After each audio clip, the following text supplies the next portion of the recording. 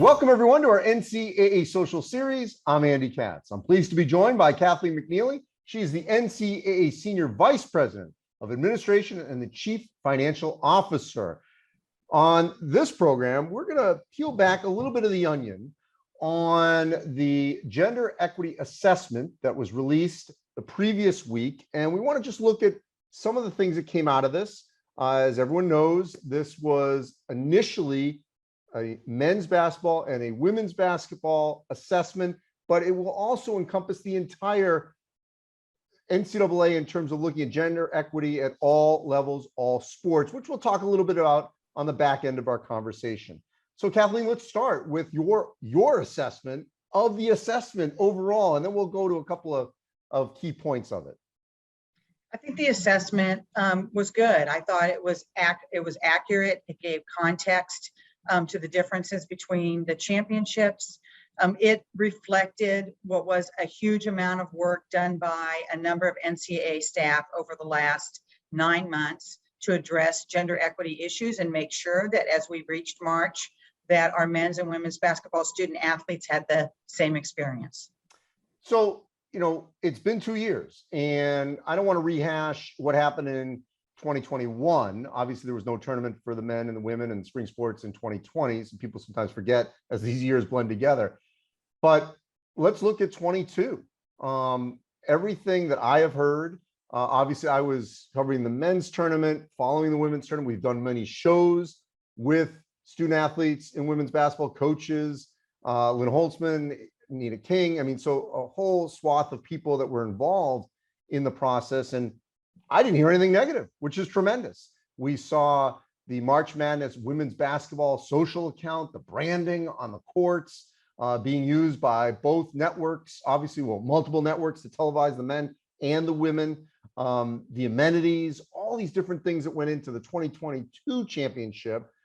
Everything seemed to be very positive. I know there's more to do, and we'll talk about that, but what was the feedback that you received on that experience in 22?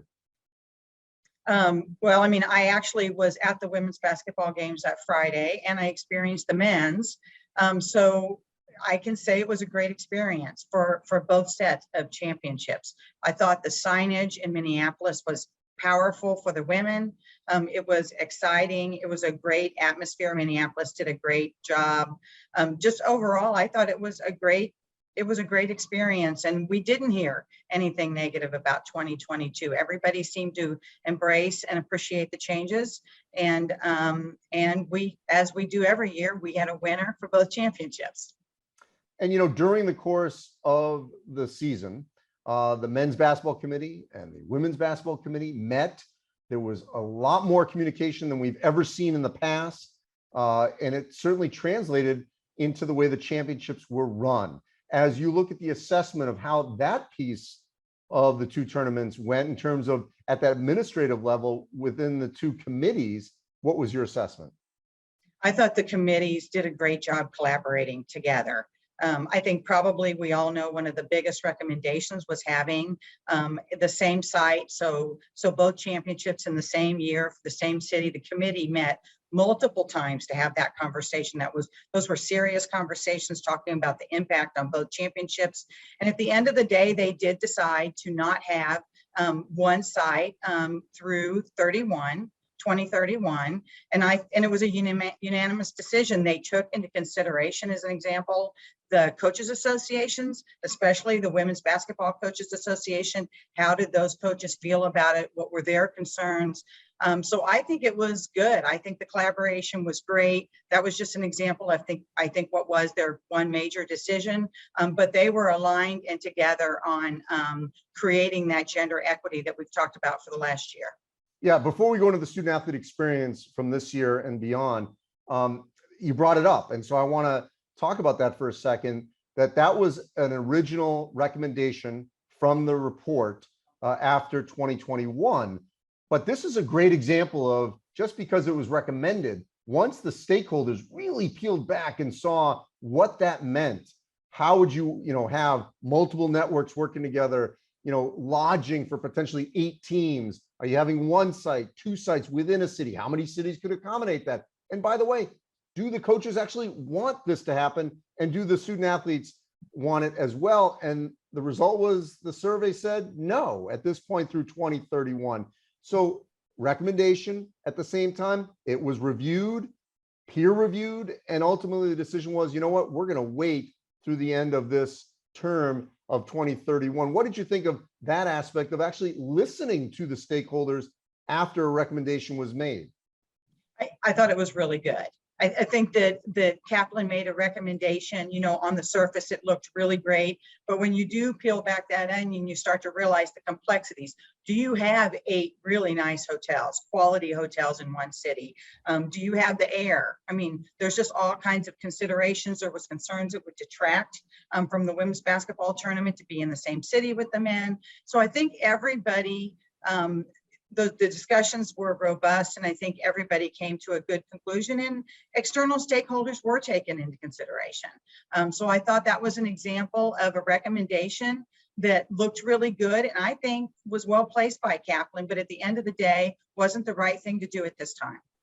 So the student athlete experience, some of these were low-hanging fruit that just make sense. Expanding the bracket to 68 teams to be equal with the men. So that's 4 more teams getting that opportunity. Let's take that right off the bat. Your thoughts on that? Well, I think that was an easy decision. There are hard decisions and there are easier. I mean, we were providing 68 opportunities for the men's student athletes and only 64 for the women.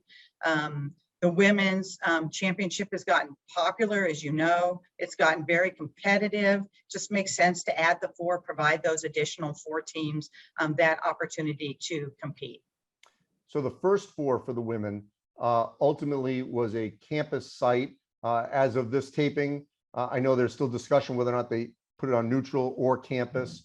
And that's still another aspect that certainly could, you know, change from the first initial aspect. But having that first 4, what would you think of the way that was received?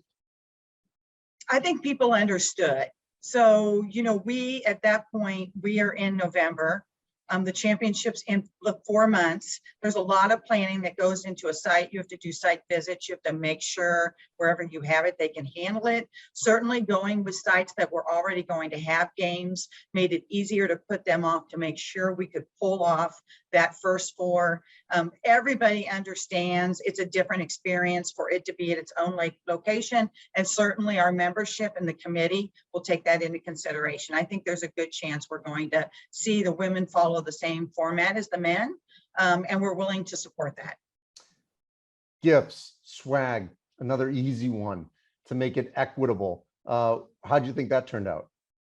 I thought it turned out well. I think to a certain extent, the gifts and the swag were similar in prior years, but they weren't the same. So it's hard to say they were the same. So there was a conscious effort by both of the men's and women's basketball staff to do a side-by-side comparison this year. There was a box that was kind of put together, a March Madness. The gifts came in those boxes. They were delivered to their hotel rooms. I think that was the right way to do it. And that's what we learned from that you have to make sure it absolutely is a one-to-one comparison, and that you package it and present it in such a way that makes those student athletes realize they're in a Final Four, and that's pretty special.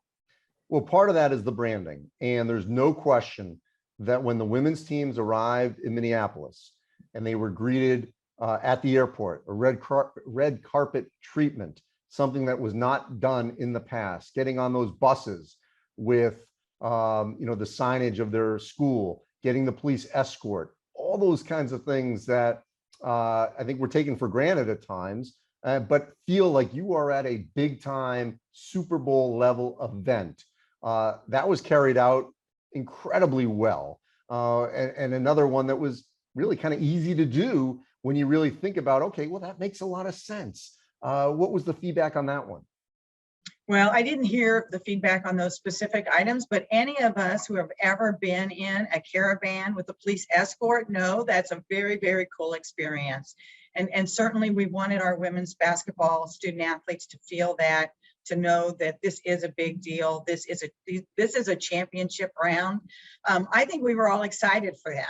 It was actually kind of an emotional moment for a lot of NCAA staff to say, look what we're doing. This is just tremendous and great for our women's athletes. And you know, the March Madness tag, slogan, logo, you know, I think there were a lot of armchair quarterbacking of, well, how's that going to work? You've got two different networks. You know, look, I just don't think, nor do I sense that there was a problem. I mean, I'm not in those meetings, you know, at the high level of network executives, but it seemed pretty seamless to me on the outside of multiple networks using the same logo, just with an MBB versus WBB and a slight color differentiation, and then seeing it on the courts and on television. It all just seemed, once again, to make sense. Your thoughts? It did. And I will say our media partners came through for us 100%. I think they recognized the issue. They recognized it was something that we needed to resolve. And it's just absolutely, March Madness is about basketball. It's not just about men's basketball. And so I think that was an easy one to embrace. It was, I think, a decision that was made early in November, October, November timeframe, really allowed us to move forward with our signage and our messaging. But I'll say, I think our media partners were really great in that regard, recognizing, I don't want to say easy, nothing's easy, but that was something we could absolutely do. And another thing at the Final Four Minneapolis is we had that Super Saturday, you know, concert. You've had, you know, we also had open practices, which is what was a mainstay with the men.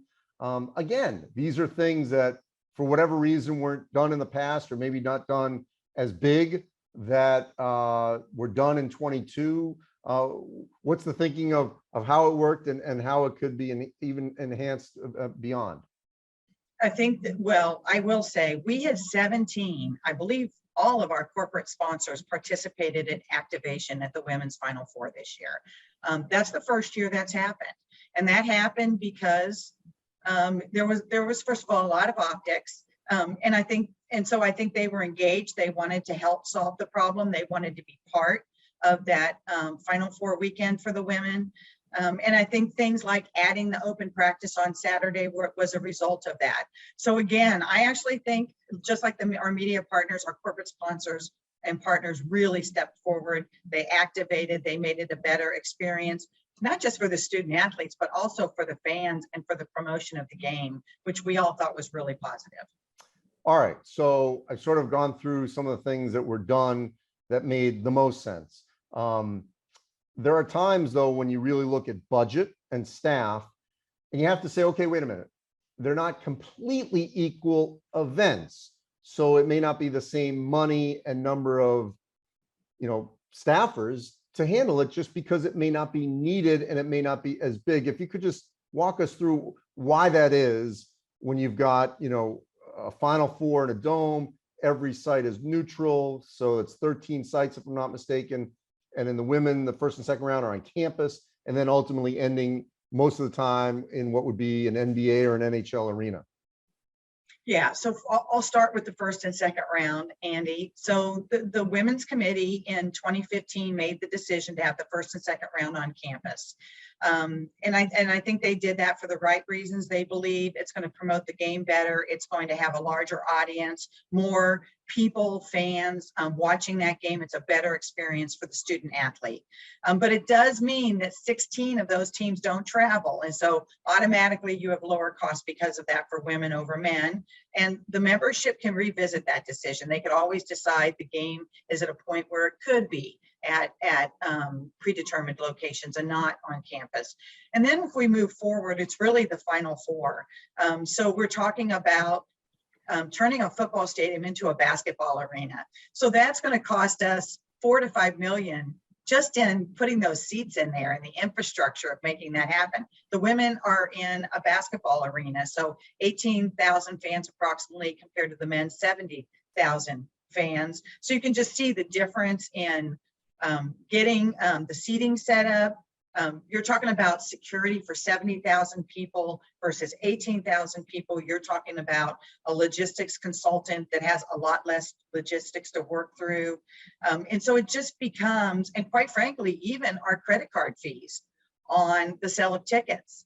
The men are selling over $100 million in tickets, and the women are about $5-6 million in tickets. And you can just see our credit card fees is going to be drastically different. So you take that scale and you look across all the expenses, including signage. Signage for a football stadium is going to require a lot more to have an impact on the student athlete than signage in a much smaller arena. Again, rent for the facility. I could go on and on. There are a number of reasons why the budget amounts are different. But what we've said from the very beginning is this isn't about having an equal budget.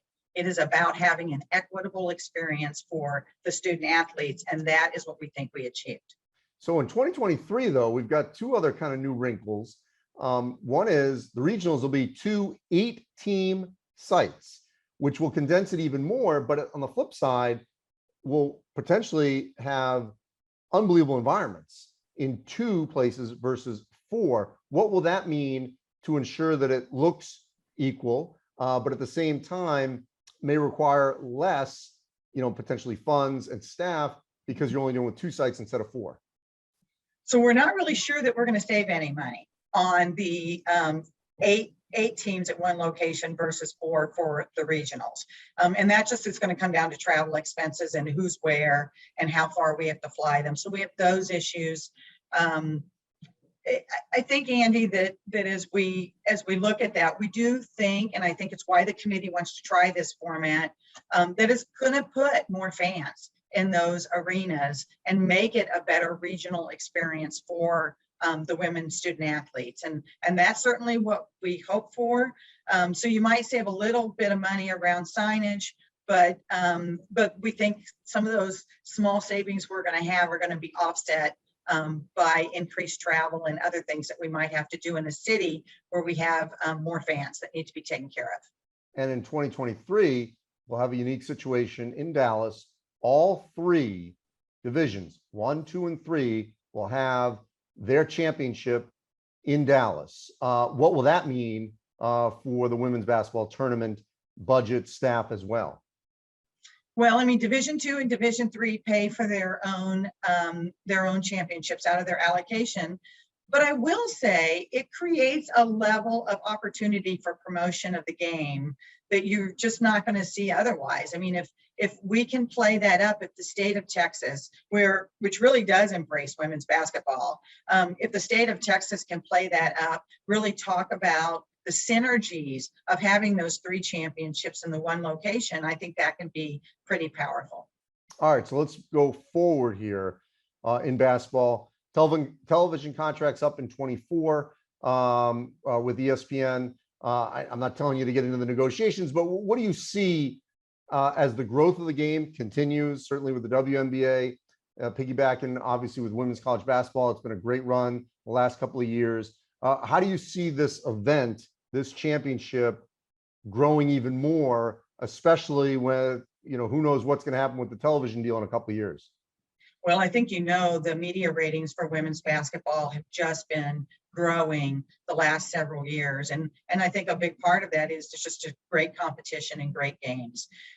So certainly that puts us in an advantageous spot. I would tell you we have several championships, women's softball, men's baseball. We have several championships that just have seen their ratings go up. Viewership is really positive. And so I think all of that has to be taken into consideration as the NCAA approaches that renegotiation, but certainly a really great opportunity for women's basketball to look at the promotion and that partnership and what it can do for them.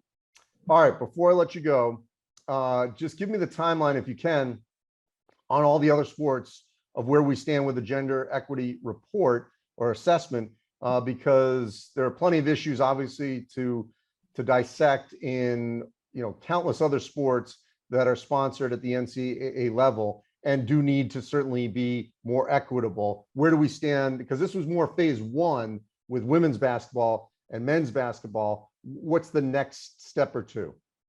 Yeah, so phase 2 came in later. Certainly not an opportunity to make huge change or do detailed analysis for the 2022 championships. But we did make some changes. Joni Comstock, our senior vice president for championships other than basketball, all other championships, had her staff look at all kinds of data to see if there were opportunities to make changes immediately in some of the championships in the 21-22 championship season. And those were made. There were significant changes made, which resulted in more spend. What we weren't able to do. What would be an example? Bracket sizes. So if they identified that one of the men's or women's bracket was slightly different, if they identified one sport, the women were getting a day of rest, but the men weren't, we changed that. Which they added in softball. Yeah, so there's those kind of changes that were reviewed. Even just we looked at the women's volleyball court and realized we could have a different surface for them that would make it a little bit safer. So just kind of a review of what could we do immediately, which we did. And then what we did with basketball is we did a side-by-side comparison of the budget, not to say is the amount the same, but are we creating what is an equitable product for the student athlete. We have started that process now with the other championships, and that will continue through the upcoming months. And we will be making changes to the budget as is necessary to accommodate those changes. Well, Kathleen, I really appreciate your work going through this process with me here on our social series. I know we're going to discuss the other sports and championships in the months ahead as we get even more information. So I appreciate your time. I appreciate you, Andy. Thank you. And as always, you can go to ncaa.org/social series, where all our social series are archived. Thanks for watching, everyone.